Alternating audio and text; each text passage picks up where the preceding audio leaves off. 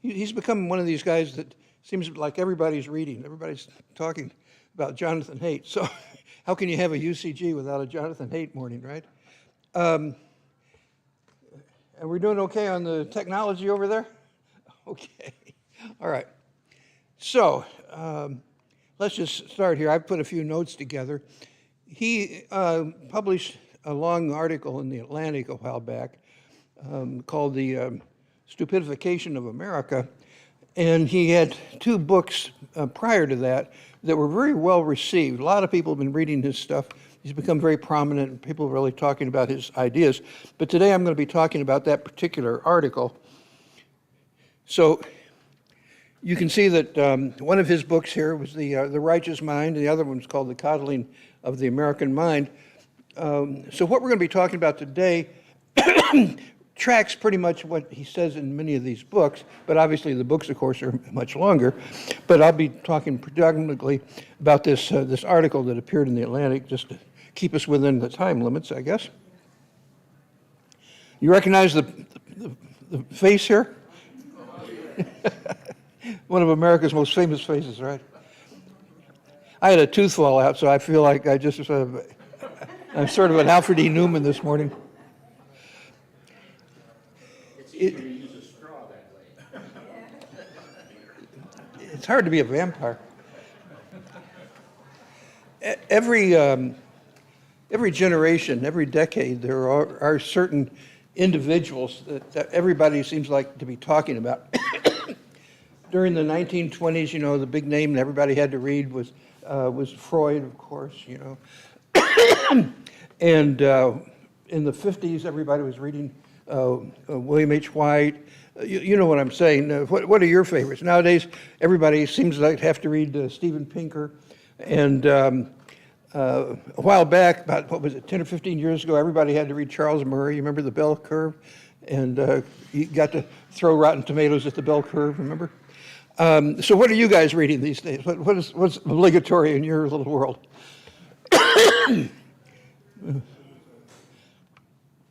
But, you know, back in the 1830s, everybody had to be reading Ralph Waldo Emerson, remember that? And not so long ago, everybody had to be reading Noam Chomsky, et cetera, et cetera, et cetera. Is Richard Dawkins still alive? Did he die? Yes. He's gone now? But there was a time not long ago where everybody had to read Richard Dawkins all day long. Well, anyway, I think Jonathan Haidt is in that category of the public intellectual du jour. So we have an obligation this morning to keep up with all the public intellectuals, right? So here's a nice little cartoon.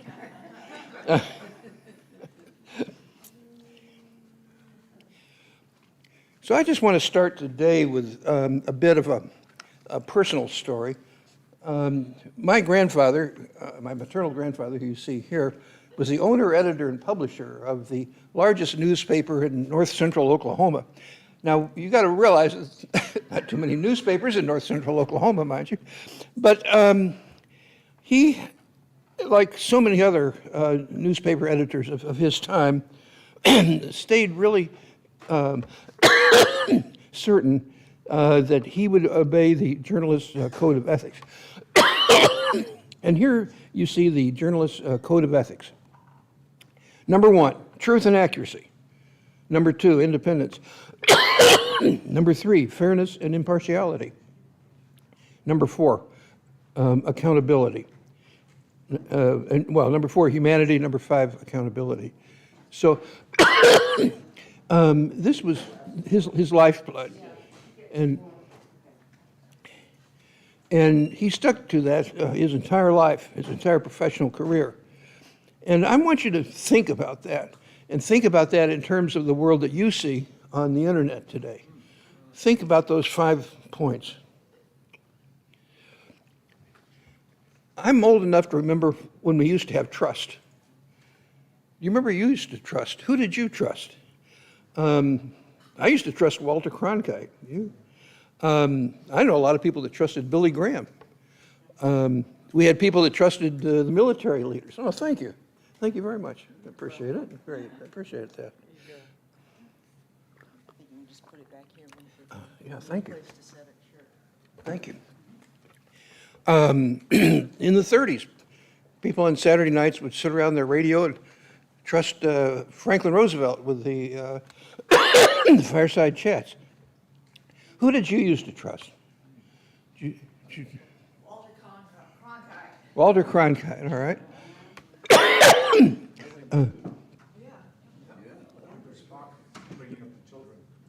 Dr. Spock? Did you trust your local newspaper? Did you trust your minister? Did you trust your wife? Did you? We used to have trust, and trust seems to be a term in past tense these days. So, Jonathan Haidt talks to us about the stupidification of America, and he talks about the Tower of Babel. And I hate to bore anybody by just sort of reading Jonathan Haidt, but his wording, I think, is very valuable in the exact words.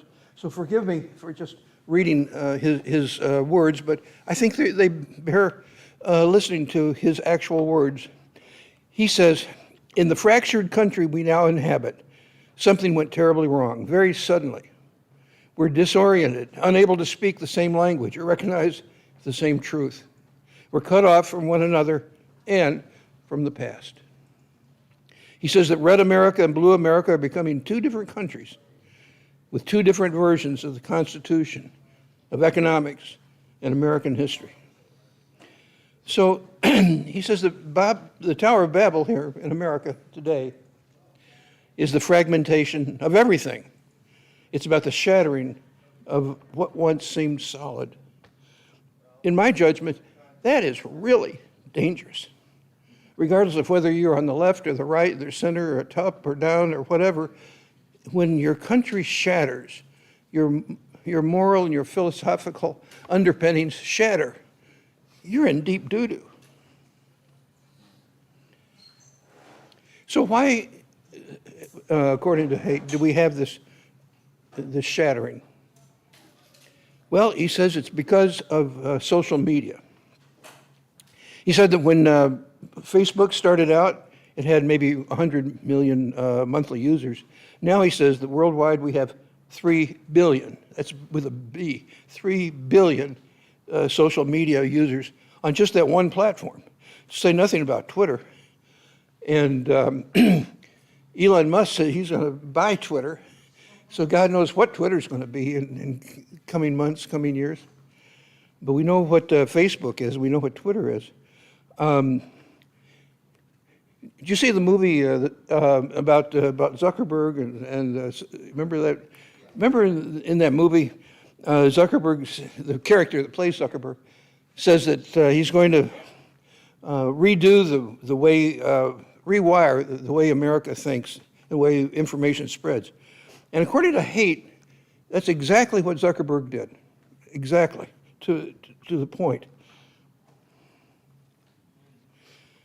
And he says that users have become buried in hateful comments, which is kind of ironic when your name is Haidt, right? But in any case, that's what's happened. He thinks that a lot of the reason why we have such a miserable situation is because of the retweet buttons and the like buttons. Did you guys know what I mean about that in Facebook?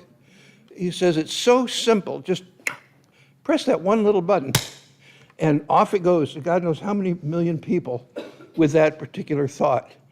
And we have the share, we have the like, the retweets, and there's absolutely no downside to sending off something that is vastly incorrect and vastly dangerous, especially. So one of the things that he's really hot on is somehow reforming that ability to retweet or to share. And of course, the corollary of that, obviously, is that large numbers of those sites are robots. They're not even people. They're just some sort of digital analog to human that is causing that. So he says that we're in a tidal wave of wrath. But I would call your attention to the underlined paragraph at the bottom of this slide. If you can read it there, you can read it. Let me just read that to you. Look at his words here. He says, quote, "A democracy depends on widely internalized acceptance of the legitimacy of rules, norms, and institutions." Those are powerful words. That is, according to him, the philosophical underpinning of our world, and therefore the leading social entity in all the world. But I'd like to just quote here where he quotes James Madison. Now, you remember that James Madison, of course, helped establish the Constitution after the American Revolution.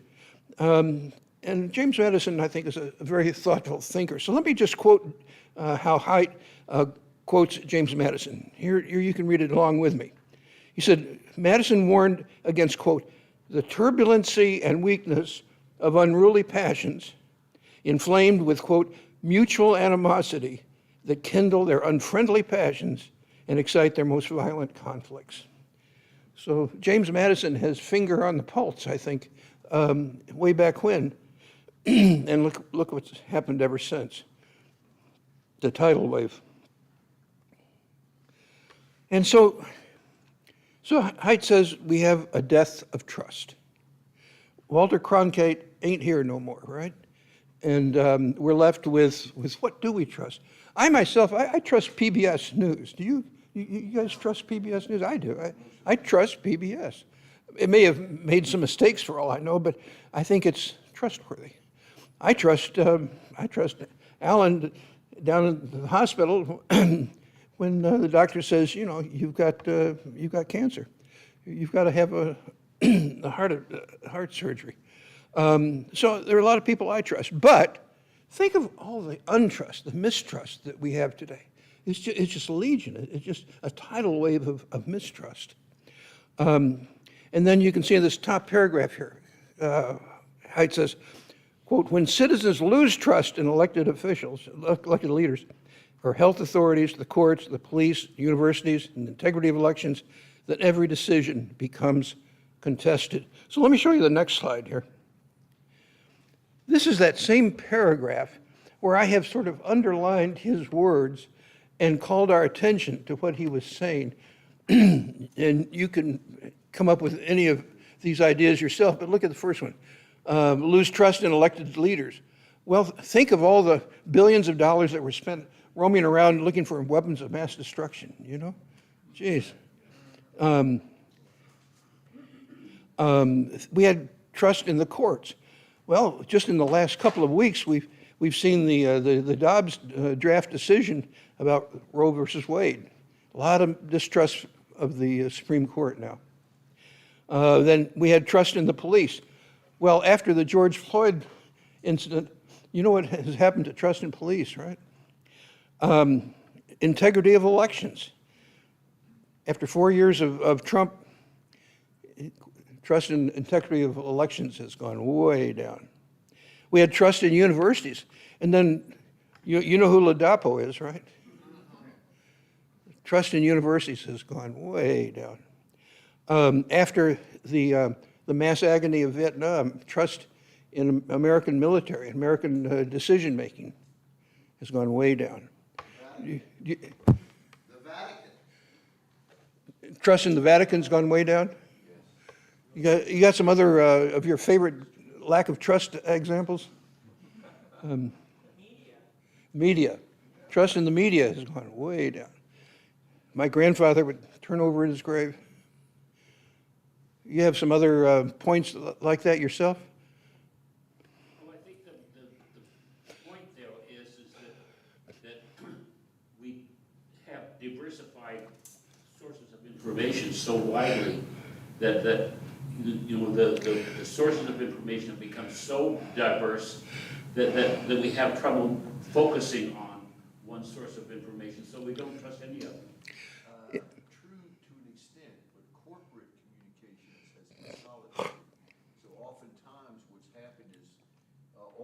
information comes from one source, regardless of what station you look at, then this opens the door for the social media to kind of come up with their own sources of information. Exactly. And that's where that diversity comes from. Instead of your grandfather had, there were multiple newspapers with multiple owners when he was in the business. And when I was going through journalism school, the consolidation of all those sources began to occur. And we were warned of that when we were actually in journalism school. And now you see very few newspapers even being sold. What is the name of the company that owns almost all the radio stations in America? I forgot the name of that. What's it called?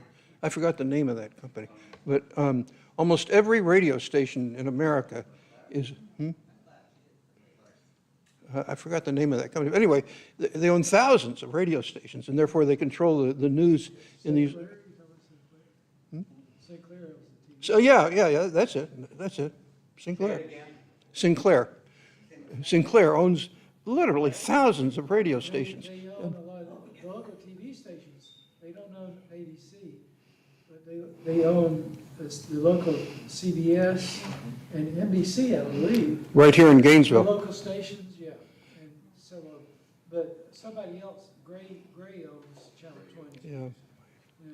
I actually know Gray, as a matter of fact, myself personally. But, you know, with Twitter changing hands, it's going to be interesting to see what happens with that as a news source. That's big trouble. Well, I think we already know what's going to happen to that. Well, Elon Musk has vowed that he will take the restraints off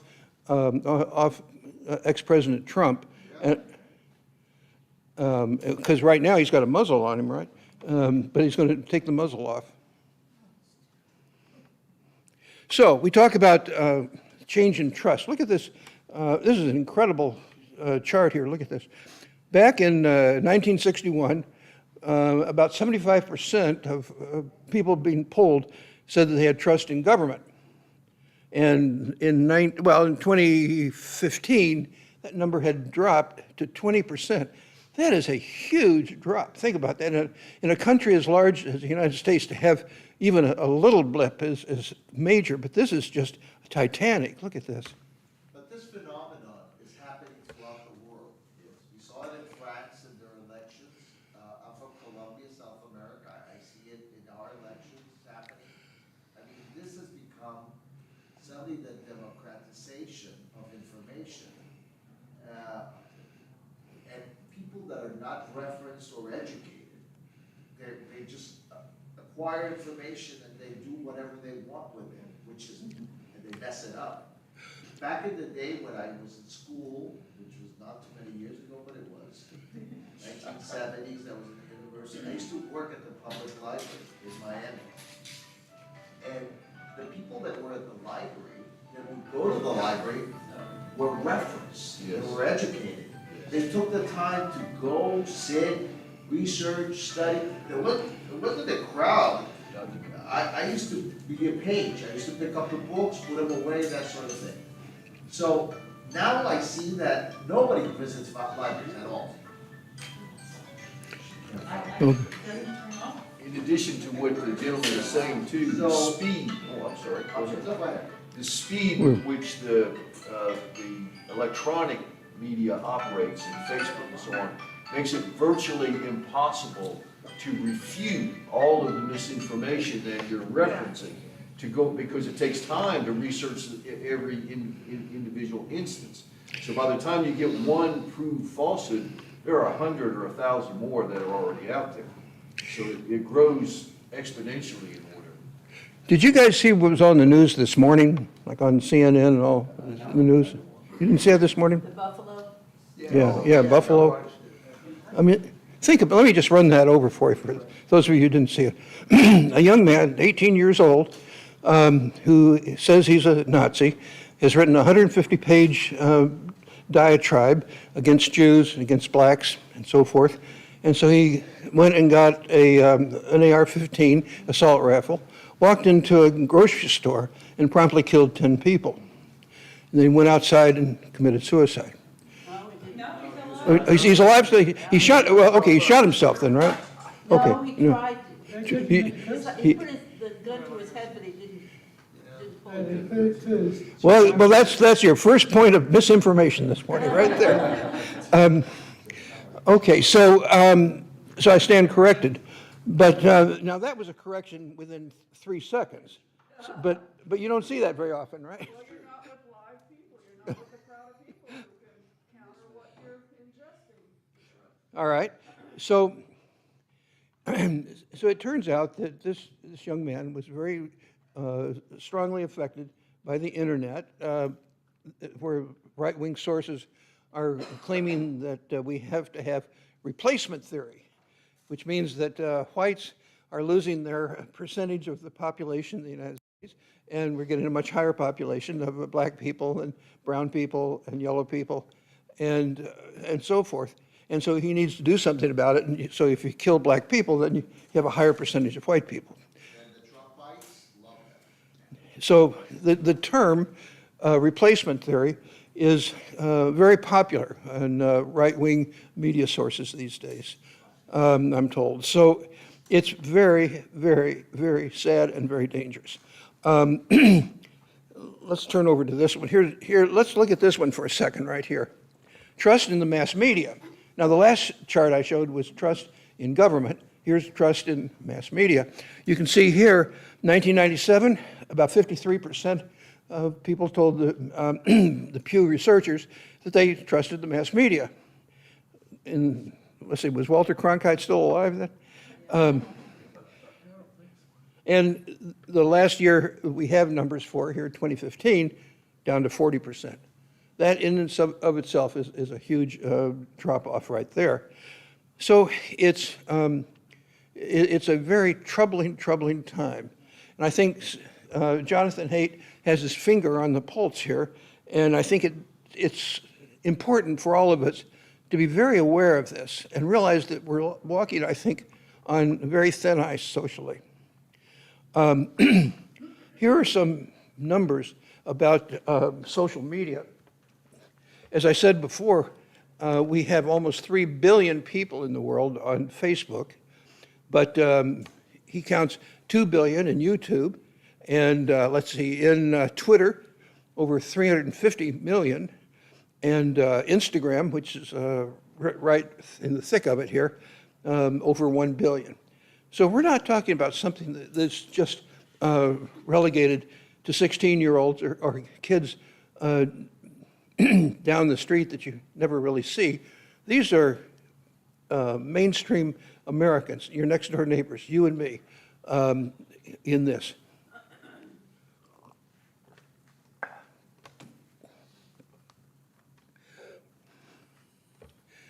Here again, forgive me if I quote from Jonathan Haidt, but I really like his words, his actual words. You can see at the top paragraph here, quotes, Facebook and Twitter make it possible for parents to become outraged every day over a new snippet from their children's history lessons. And you know what happened in Tallahassee with textbooks here just recently, right? Well, in Florida, like other states, you have you have statewide selection criteria, and half of the books nominated for selection in math were tossed out because they represented concepts that the prevailing party didn't agree with. I heard that the concepts, they claimed they had that, but actually there were very few of them that had those concepts. They overblew the reasons for taking the books out. There weren't that many that were based on critical race theory. Did everybody hear what he said back there? Do you need me to repeat it? There Okay. were just, in fact, there were 2 people on the board who were real right-wingers that picked out like 2 things, and the rest of them were for other reasons. Well, let's look at the bottom paragraph. It's a little bit like the post office, like what's his name? The guy at the post office that we're trying to get rid of, that it looks like he's on his way out. The SAT, Yeah. DeJoy. That they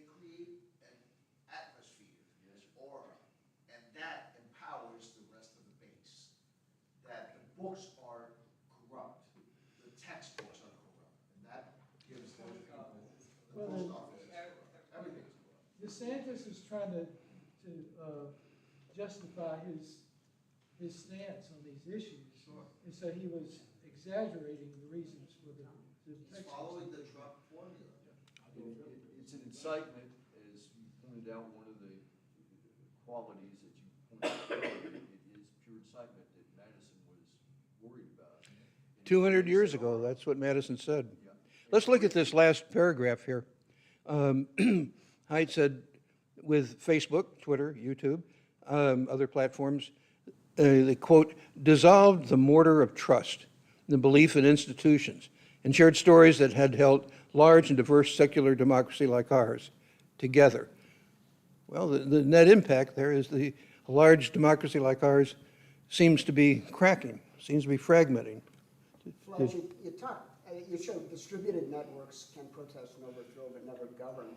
I would say unmoderated and unfiltered networks.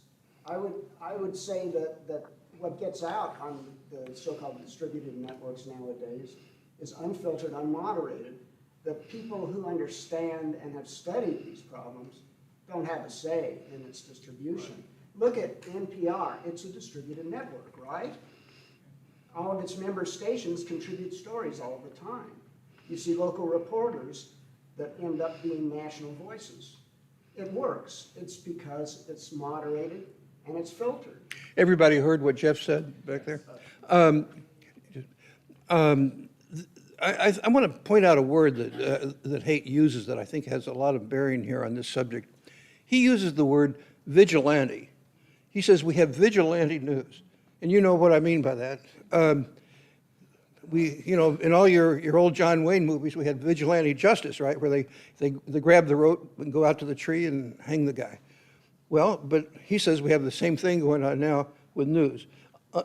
Unfiltered, untested news that my grandfather wouldn't let through, I guess. Did you have a thought there? Yeah, just that, I mean, there's no doubt that the social media is like, what do they call it, a multiplier, like an exponential multiplier.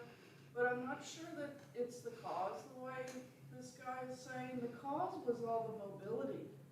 Like, trust is built on knowing people and interacting with people. So I think that we went to social media because people aren't living in the same communities. They move all the time. They move apartments. They move.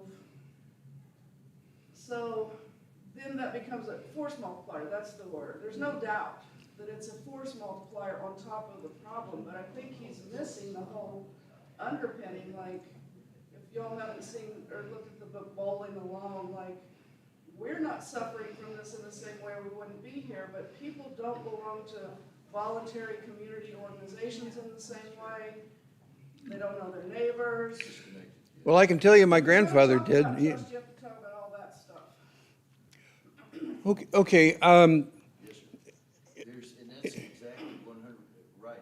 People are people wherever you go, and if they're not able to connect one-on-one and whatever, and have the accountability of face-to-face reaction to what they're espousing with anecdotal information, and then that gets up on the social media, and it forms a herd mentality, and that is really.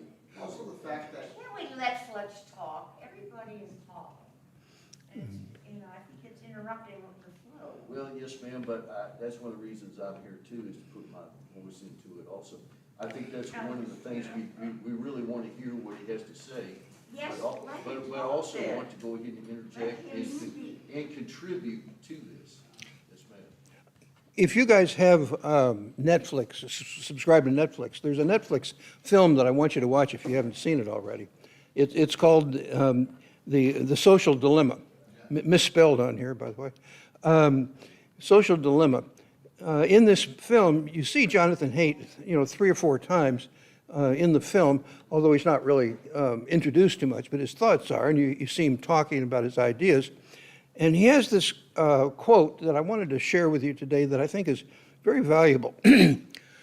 When we see something on the internet, like say on YouTube or whatever it is, some factual, presumably, piece of information, it comes at an awful price. What that company is doing is collecting information on you, the viewer. So Jonathan Haidt says, and this is a direct quote, he says, quote, "If you're not paying for the product, you are the product." In other words, this company, YouTube or whatever it might be, is renting your eyes for a while, renting your eyes for half an hour, for 2 hours, during the Super Bowl, or whatever it is. They're renting your eyes. And there's a price to pay for that. So the social media really have you by the neck. Could I ask you a question about Jonathan Haidt? Is he the guy is that film the one about how they're actually trying to shape what you're thinking? Is that the one I saw about that? Do you know? The movie, The Social Dilemma? Well, yeah, in the sense that if all these big companies own you for a period of time, and they know all about you, they know your age, they know your sex, they know who you voted for, they know what the name of your dog is, and they know where you live, they know what you subscribe to, et cetera, et cetera, et cetera, then they sell that information. And they did. Now, are you familiar with what was sold to the Trump election committee? Yeah. The Trump election committee paid very big bucks to Cambridge Research to get that information on hundreds of millions of potential voters and then come up with advertising campaigns specifically tailored to the individuals that they got information on. So you are paying a price for all that stuff that you're watching for free. Okay, got the 4-minute time warning here, and a big crook. Okay, all right. 4 minutes. Well, in 4 minutes, let's go over here. Can I speak as fast as the FedEx guy on the advertisements here? Bring us to the good news. Good news. I didn't come with any good news today, Andy. At the end of the article, Jonathan has some suggestions as to the best ways for us. He does. He's got some suggestions. Let me turn over to the suggestions here. Where are they? Here are his suggestions. 3 suggestions, which I think are pretty airhead myself. But pie in the sky before. Is pie in the sky the same as airhead? You can read here what his suggestions are, and then we can debate them. He says we have to, 1, harden democratic institutions so they can withstand chronic anger and mistrust. Number 2, reform social media so that it becomes less socially corrosive. And number 3, better prepare the next generation for democratic citizenship in this new age. Can we do that, folks? The third one is a definite possibility, and along the lines of just educating kids has already been done, and trying to educate them on what they're watching on TV, even just with ads. So I think the third one actually has, and I teach over at UF, and we have to assess what sources are and what angles they come from. So that sort of thing, yeah, I think the third one has possibilities. Andy? To that point, my 2 teenagers, my 19-year-old and my 17-year-old, are no longer on social media.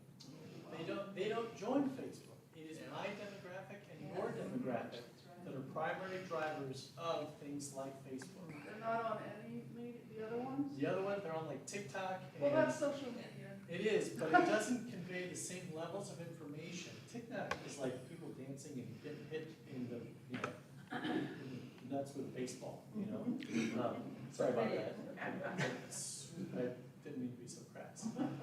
But my kids, and I don't know if it's just because of my household, or this church environment, or the privilege that they've been raised with, that they have a more perceptive eye to a BS-ometer, I think, than what I think we did.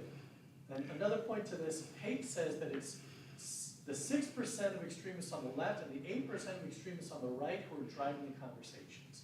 And he says, in his optimistic piece that I read, was that it is the middle discerning people that are actually the voters, but you wouldn't get that feeling if you were watching only social media or Fox News or even CNN, or When you MSNBC. use the word social voters, what do you mean?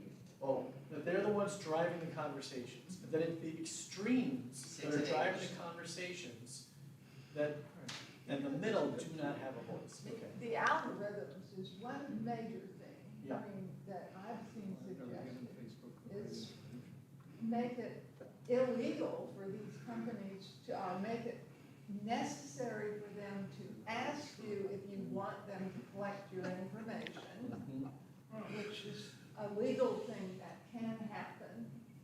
Maybe it can't, but, I mean, theoretically it could. I want to point out that the European Union has very different laws on that sort of thing than we do in America. America is kind of wide open, vigilante justice, so to speak. But in the EU countries, maintaining information and maintaining the accuracy of information are very strictly controlled, and not in the United States. Okay, the 4-minute warning is over. Do we have some people that need to leave? I will be here, and we can talk and debate and whatever you want, but anybody that needs to leave certainly is free to take off. What do you understand number one to mean, heart of the Democratic institution? Well, I think that's wishful thinking. I have a good, I have one good suggestion, and that is to allow ranked choice voting. Now, this is something people go, oh, the eyes glaze over, and it's like, oh, that's impossible, that's a mess. It isn't. It allows people not to have to choose black and white, Democrat, Republican. It gets away with that bifurcation, which is a huge problem. In fact, the polarization means bifurcation. You have two choices. Ranked choice voting allows you to have your input into your top 3, 4, 5 choices. So you can vote for multiple people. Thank you. May I suggest that idea is exactly what the Republicans want? Yes. No, it isn't. Yes, it They is. just outlaw it. That's exactly what they're doing. Why did they outlaw it? Remember what happened at the In Florida. Democratic conventions in '72, when we began to do that in whatever, in the convention. It diluted, wound up diluting our ability to go and compete against the Nixon onslaught. Yeah, because they could pose it in black and white.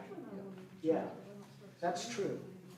It's up against that black and white concept.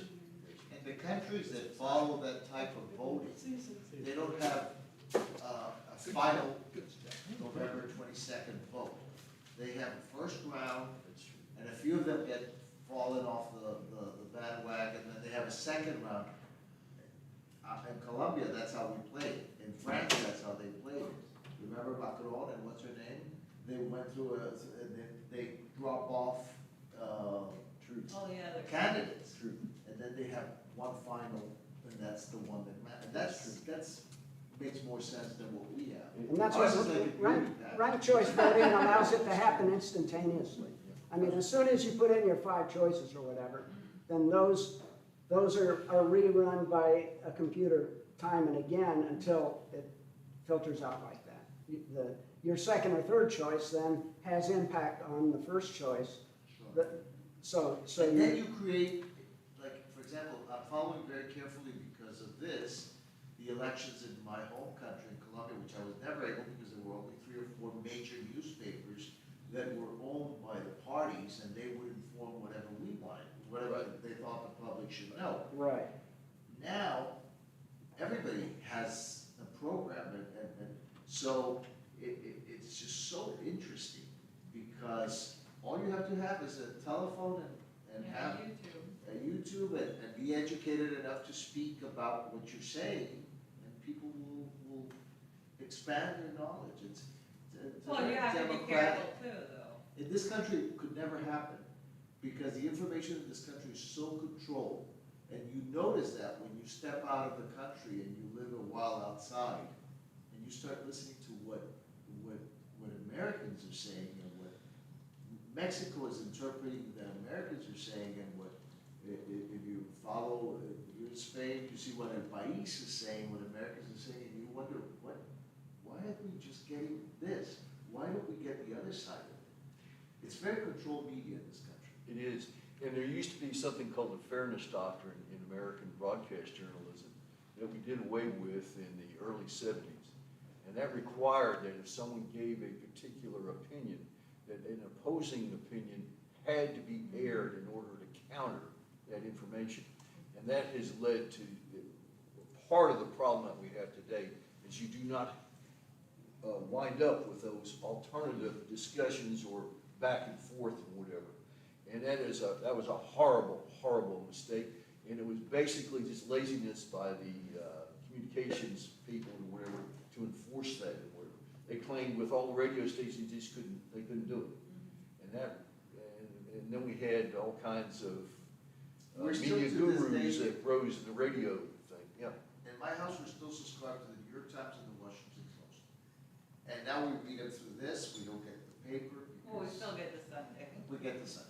But you look at the vision of the Washington Post and the vision of the New York Times, and they don't jive in the same news memo. You read the same item and you think, and you see differences. And those differences are very subtle, Yes. but they're very significant for the people who's paying for their advertising in Yes. the media.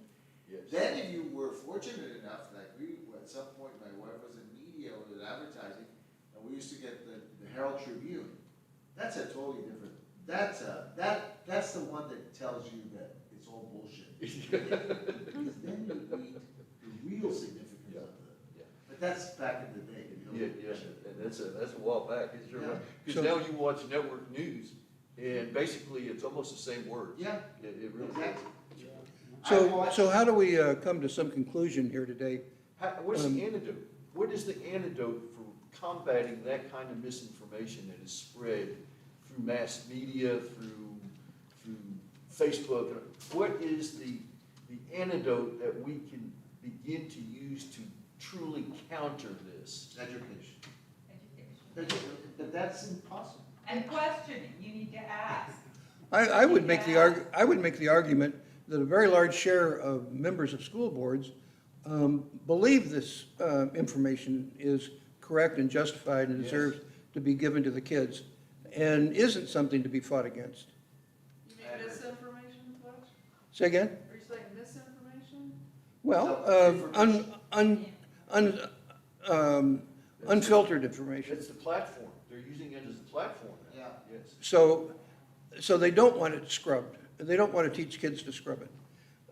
Large numbers of adults want that and vote for members of school boards that don't want that. I think you're right. When I started college, there was a lot of emphasis on evaluate your sources. And people were really worried about Wikipedia and what that would mean. But that's at the college, that's the college No, level. but I'm We're- saying that's even eroded at the college level, I think. So we have Ladapo giving It's so medical interesting information because now. Americans by nature, looks like they're still fighting a revolution. It almost feels like we're back in 1770 something, and there's England, and there's the king, and there's this anger inside the American spirit. Well, it's a civil war too, dear. It's so We're reclaiming. strange. Well, Civil War, yeah. Well, are there any people that really haven't said a lot here that want to have some final comments today that haven't had a chance to Peter? offer their thoughts much? We need a queen in this country. Travis, That beautifies the place. But not Ms. Green, not Ms. Green Any- from Georgia. Anybody want to have the last laugh here? the last laugh. I think we're living in the middle of a transition. It's a major transition, Yeah. and we're not going to fiddle with that transition by trying to get us back to where we used to be. And if we don't start to recognize the transition that's going on with Facebook and all of this kind of stuff like this, we're not going to deal with it. You know, we do simple little things like condemning Facebook. I play chess on Facebook. You know, Facebook has all kinds of uses that we're not using.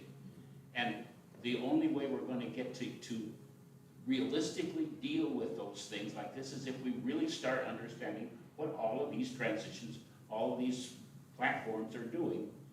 And we're doing a very, especially liberalism is doing a very poor job of understanding what the heck's going on. Therefore, we're handing the leadership to conservatives because they're not using it. But the platforms exist and they are taking over, and that is what's happening, and we need to understand it and learn how to use it. And that's what we're not doing right now. Anybody have one final comment for us before we break up today? Any? Inflation. You've already had your turn. Anybody else? All right. Okay, well, I've enjoyed this. I'm not leaving anybody with any real bright and sunny feelings, but sorry about that, folks. It's okay, Fletch, it's not your fault. Thanks for taking the time to talk to us. Okay.